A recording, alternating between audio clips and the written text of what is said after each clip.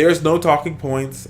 There's no smoking guns. There's no talking heads. It's just the raw numbers, baby. And tonight's number is $100,000. $100,000 is the amount of money that the NRA has spent on a new ad attacking their old-time buddy, Joe Manchin from West Virginia. Now, as you all know how the story goes, Joe Manchin, along with Pat Toomey, sponsored a bipartisan bill that would have basically put background checks on a certain number of weapons that are bought and sold at gun shows, not private, not consumer, not person-to-person purchases, but only gun show purchases. This bill was defeated because of the NRA's strong lobby.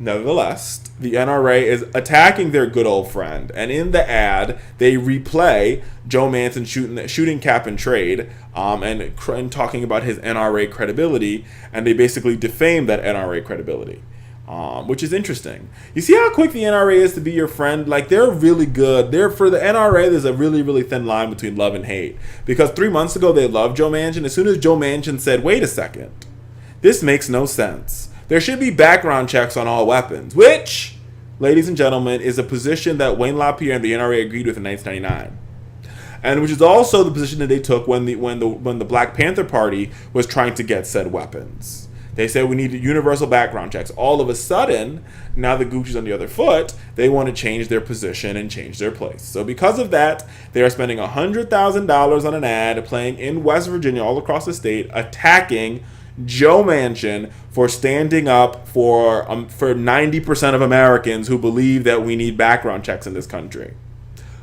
The caveat to this story is here, and I have my days with Joe Manchin. I do. There's some days I hate him. There's some days I love him. He's one of those Democrats that you love. You have a love and hate relationship. He's like lukewarm. Some days he's cold. Other days he's lukewarm. But I will say this, if you listen to Joe Manchin's sort of comment here, he makes a very good point when they ask him about the NRA thing. He's like, listen, okay, so the NRA is attacking me. That's great. That's all fine. That's well. Fine. Attack me all you want to. I really don't care.